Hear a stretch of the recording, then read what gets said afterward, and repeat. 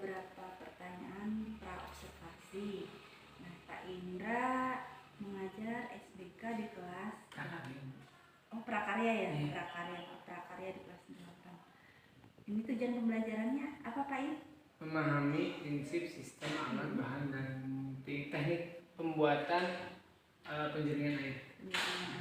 Kemudian yang kedua, membuat teknik penjaringan air dengan bahan.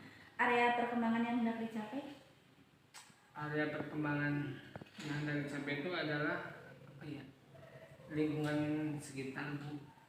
Mungkin dari lingkungan yang ada di masyarakat, yang tidak dipergunakan kembali bisa digunakan kembali. Jadi memanfaatkan yang ada di lingkungan sekitar.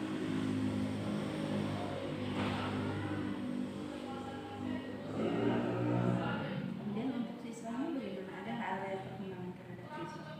Kalau untuk siswa sendiri mungkin bisa untuk di luar sekolah juga bisa dipergunakan, Bu. Saat dia lagi kemah atau apa bisa dipergunakan. Peserta didik bisa memanfaatkan dari penjaringan air. Jadi peserta didik dapat memanfaatkan itu ya. Iya.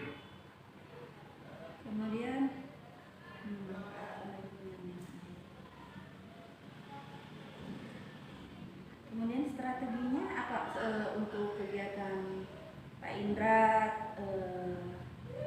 untuk pembelajaran kelas, strategi yang di Pak Indra lakukan?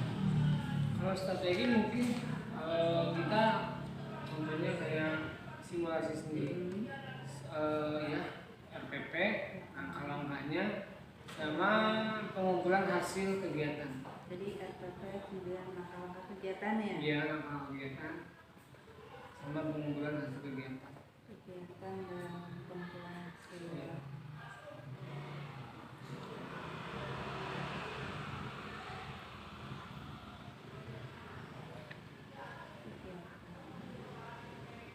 Jadi nanti Pak Indra ini ada beberapa strategi ya yang Pak Indra persiapkan. Tadi Pak Indra mempersiapkan RPP, kemudian langkah-langkah kegiatan pembelajaran di kelas. Kemudian juga ada pengumpulan hasil kegiatan dari siswa tersebut. Ya, itu aja Pak Indra. Sekarang kita lanjut ke terima kasih. Tapi tanda tangan dulu.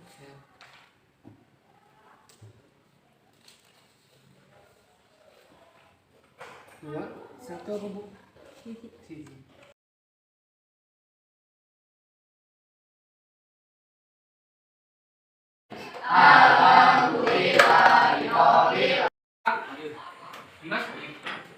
Nanti ke materi yang akan kita pelajari, kita akan lihat sebelumnya ada mengenai limbah. Nah, mungkin kita lihat beberapa hasil yang dulu ya. Di situ kita juga akan tahu bahwa limbah itu dulu. Sekarang kita akan belajar mengenai hal-hal yang tidak digunakan. Sekarang bisa digunakan kembali seperti itu ya.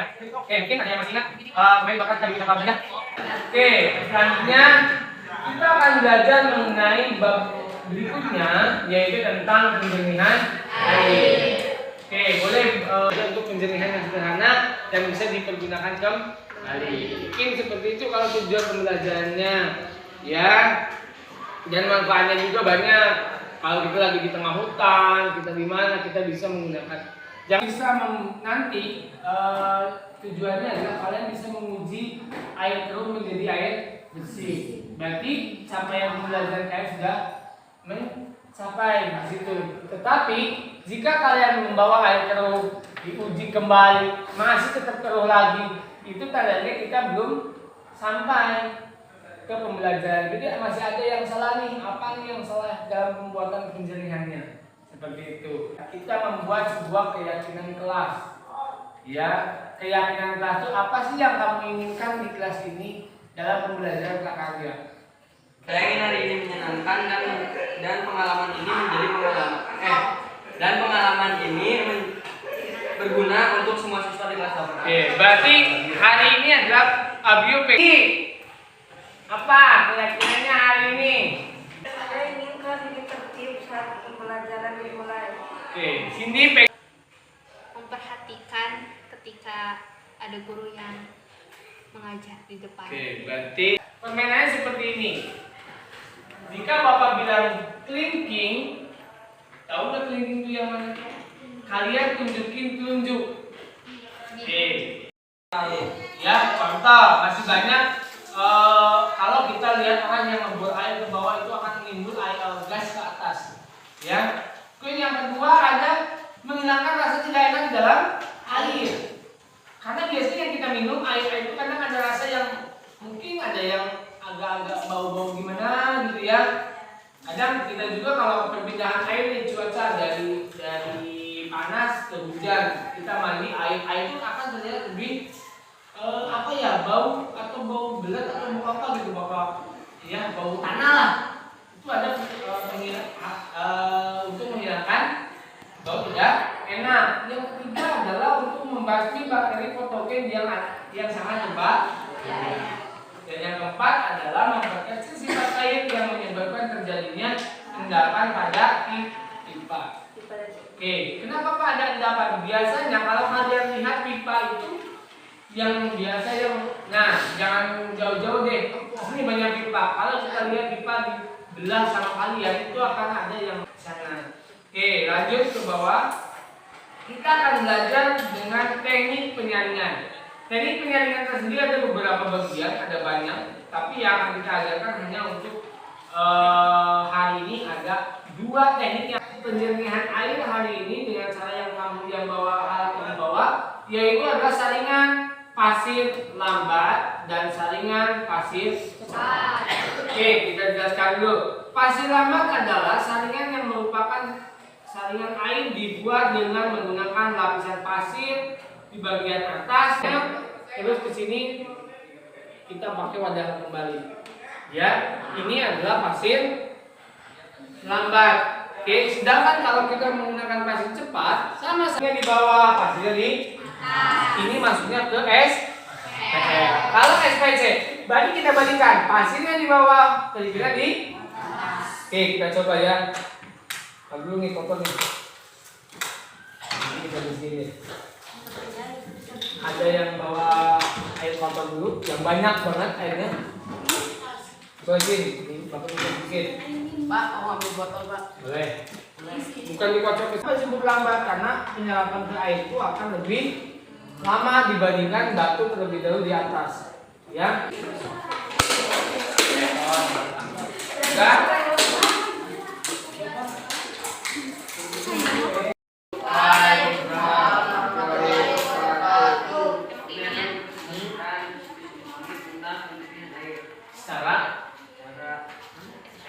Nah, ini kita belajarnya cukup segini. Kita belajar untuk menyimpulkan terlebih dahulu hasil pembelajaran yang kita lakukan selama 2 jam pembelajaran.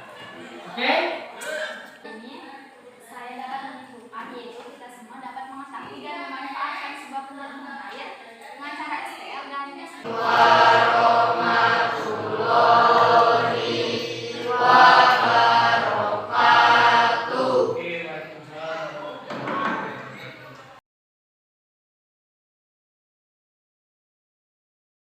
atas waktunya.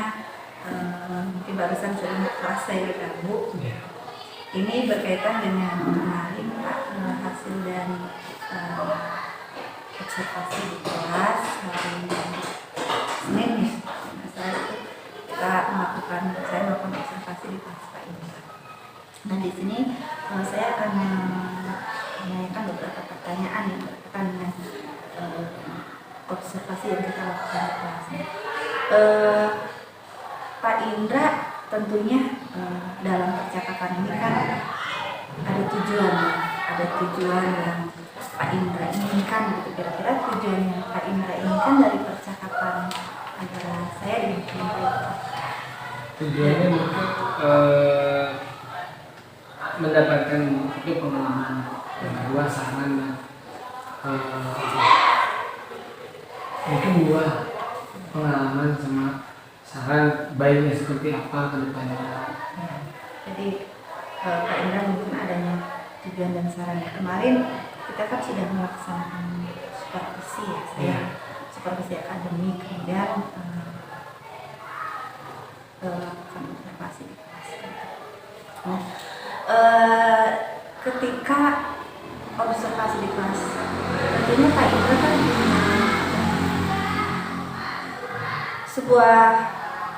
sebuah kekuatan gitu. Kemarin waktu Pak Indra melakukan observasi di pelajaran kelas gitu, mengajar siswa di kelas itu, apa sih yang Pak Indra miliki kekuatan ketika Pak Indra melakukan pembelajaran di kelas? Kekuatan untuk pembelajaran kita saya paling gimana caranya kita untuk biar anak tuh semua mengikuti kayak penguatan kepada anak gitu, kayak tujuan belajar buat apa kayak gitu, terus manfaatnya akan seperti apa. Intinya tuh penguatan kepada anak, inti belajar kita tuh akan penguatan kepada anak-anaknya. Penguatan kepada anak yang Pak Indra lakukan itu di kelas seperti apa? Seperti motivasi, nih kita belajar itu nanti di lingkungan akan berguna nih buat kedepannya gitu, buat kalau ada anak mau ngapain ini bisa berguna seperti itu. Intinya tuh buat motivasi supaya anak tuh lebih semangat lagi belajar. Selain Pak Indra tadi memberikan penguatan atau motivasi, ada nggak strategi lain gitu yang Pak Indra lakukan kepada anak supaya anak lebih termotivasi dalam mengikuti kegiatan pembelajaran? Kalau strategi sendiri mungkin dengan, kalau saya pribadi biasanya dengan cara mengajar yang bahagia, senang, sambil belajar ada sedikit kita permainan sedikit biar anak tetap happy di kelas, tidak ada bosan atau seperti apa. Selain misal tadi ada senang, ada membuat, berarti melakukan ice breaking. Iya, gitu ya. breaking. Selain ice breaking membuat anak senang, ada nggak metode lain begitu yang Pak Indra lakukan? Yang kemarin Pak Indra Oh, yang saya lakukan mungkin kalau kemarin kebanyakannya saya itu banyak untuk mendampingi anak gitu, pendampingan misalnya juga seperti itu. Biar anakku juga tidak terlalu tidak terlalu pusing sendiri, jadi saya dampingi biar sama-sama bisa berjalan dengan sesuai dengan yang diharapkan. Jadi adanya pendampingan. Iya. Pendampingan seperti apa sih yang Pak Indra lakukan gitu untuk bisa ada motivasi dan memberikan pembelajaran yang membuat anak senang gitu ya. Pendampingan yang seperti apa yang Pak Indra anggap bahwa pendampingan itu sebagai mungkin salah satu kekuatan Pak Indra juga ya, yang dilakukan gitu. Pendampingan yang dilakukan saya itu biasanya saya mencoba untuk mendekati anak yang masih kesusahan nih. Pak ini gimana? Saya coba dekati dan saya kasih solusi, saya kasih bantu sedikit biar anak tuh tahu kok gini caranya. Ada jawabannya seperti itu. Untuk melakukan pendampingan itu, apakah ada jangka waktu nggak? Misal Pak Indra, kan ini ada jangka waktunya, apakah di kelas atau misal setelah di luar pembelajaran pun ada jangka waktu? Kalau untuk pendampingan, untuk saya pribadi itu di kelas bisa, kalau di luar kelas kalau saya lagi kosong juga nggak masalah kalau saya untuk pendampingan sendiri. Jadi di kelas dan juga di luar. Di luar kemudian ada nggak hambatan yang Pak Indra dapatkan ketika melakukan pembelajaran di kelas atau pendampingan atau melakukan kegiatan proses pembelajaran itu, ada nggak hambatannya? Kalau hambatan ada Bu, biasanya kadang ada beberapa anak yang kurang konsentrasi lah. Ada beberapa anak yang kurang konsentrasi, terus ada ada sedikit lah kayak masalah lupa bawa alat seperti apa. Nah, untuk mengantisipasi anak yang itu tadi, salah satunya adalah lupa. Untuk lupa itu udah susah sih Susah, sebenarnya. kalau lupa itu susah. Itu ada nggak cara lain begitu untuk menghadapi anak-anak yang seperti itu. Kalau untuk menghadapi anak yang suka kadang mengatasinya ya lupa atau sekedar mungkin kadang saya ngasih waktu untuk beberapa menit suruh nyari di lingkungan sekolah alat-alat yang masih bisa digunakan buat pembelajaran. Kemarin pembelajarannya tentang Penjernihan air. penjernihan air. Jadi untuk kemarin penjernihan air, apakah anak-anak itu memang sudah menyiapkannya dari rumah atau mencari langsung di lapangan? Kalau untuk pembelajaran kemarin karena sebelumnya udah belajar, jadi saya kasih tugas dulu buat minggu depan kita bawa alat-alatnya. Itu kadang itu udah dipersiapkan di rumah, jadi di sekolah tinggal praktek. Jadi Pak Indra memberikan penugasan Penugasan sebelum sebelumnya. pembelajaran yang kemarin dilakukan. Jadi Pak Indra memberikan penugasan kepada Iya. siswa.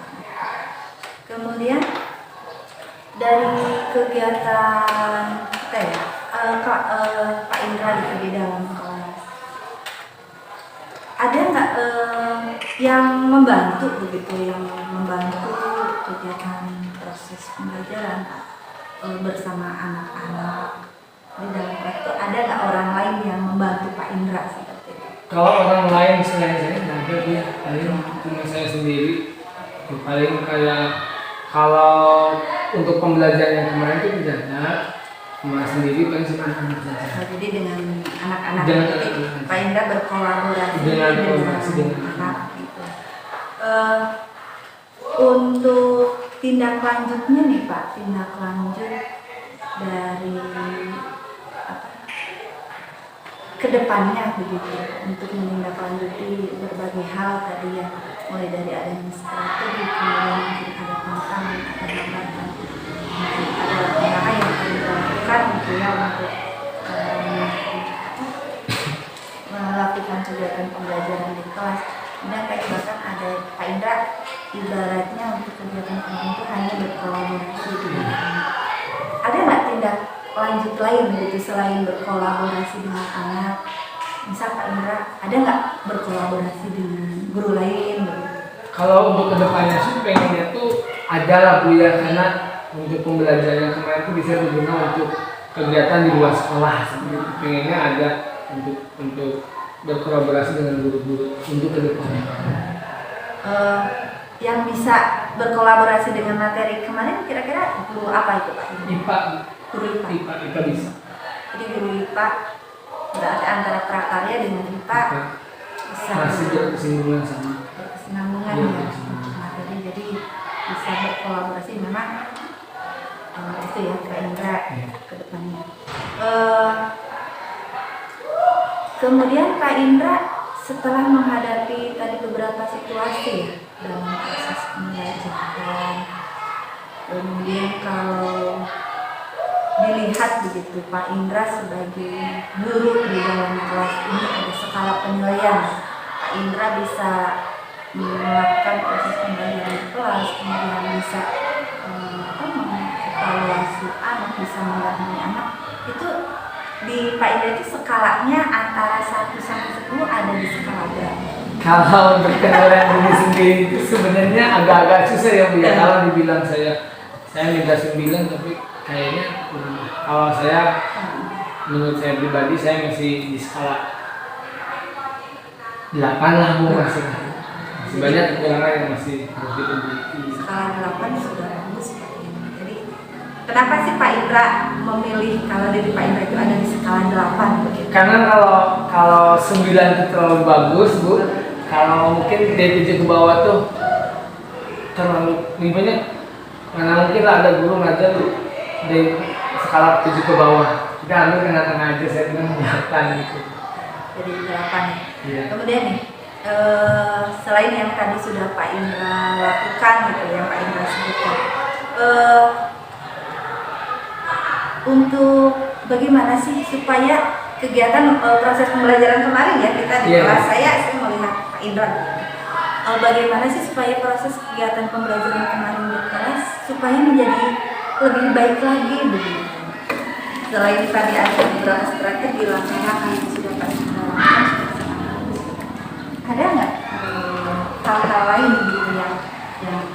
dilakukan supaya kita bisa. Paling kalau hal-hal lain kayak gitu tuh harus minimal meminimalisir waktu yang ini waktu yang banyak dipakai tapi nggak ada hasilnya gitu loh. Jadi gimana ya, maksudnya itu kayak meminimalisir waktu atau strategi waktunya dipas-pasin dengan pembelajaran.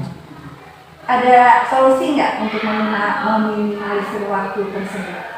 Ya. Solusi dari Pak Indra bisa. Kalau menurut saya mungkin kita bikin randau pembelajarannya dulu, nanti beberapa menit ke sini, beberapa menit ke sini, kan kita juga randau kalau menurut saya seperti itu. Karena kalau kita biasa belajar tanpa nggak menggunakan randau itu, seenaknya masuk sini tiba-tiba waktu ada habis. Jadi bahasa kerennya rundown, bahasa pembelajaran itu apa? RPP ya? RPP atau langkah-langkah seperti itu ya. Ya, jadi memang Pak Indra itu tadi salah satu untuk meminimalisir semua kegiatan itu dengan adanya penggunaan RPP dan waktu juga dihidupkan dengan tidak memakan banyak waktu. kemudian Pak Im setelah kita melakukan diskusi apa sih yang Pak Indra dapatkan dari hasil diskusi kita berdua nih Pak Im? Apa yang Pak Indra dapatkan? Kalau saya yang dapatkan itu satu pengalaman ya, pengalaman yang mungkin belum pernah saya rasakan ya, karena jarang-jarang lah kita seperti ini. Terus yang keduanya bisa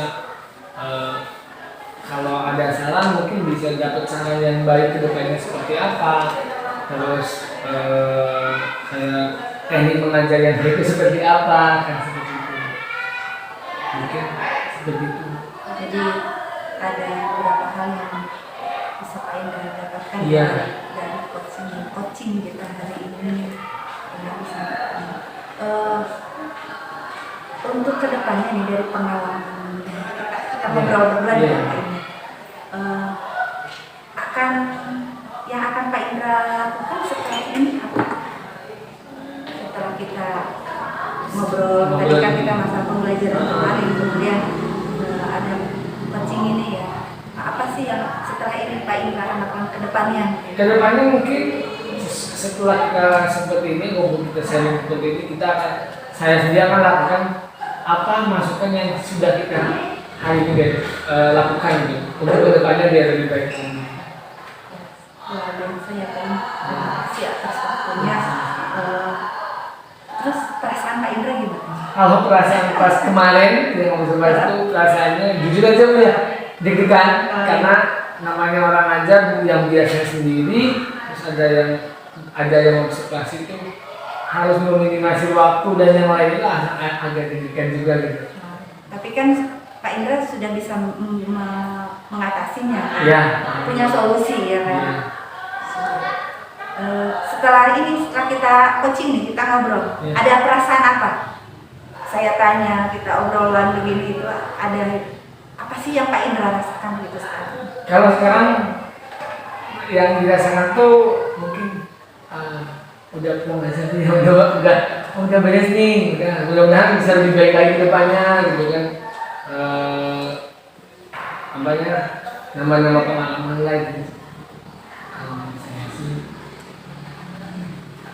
Terima kasih ya Pak, ini mudah-mudahan sih dari yang pengalaman kemarin kita bisa perbaiki bersama. Kemudian tadi dari coaching ini Pak Indra sudah dapat, tadi kan Pak Indra tujuan kita coaching sudah tahu, kemudian ada permasalahan apa, solusinya juga sebenarnya Pak Indra menemukan solusi sendiri ya kan, bagaimana cara mengatasi siswa, meminimalisir waktu itu Pak Indra sudah bisa mempunyai solusi sendiri lah. Itu saja Pak Indra, terima kasih atas waktunya, terima kasih juga atas kerjasamanya.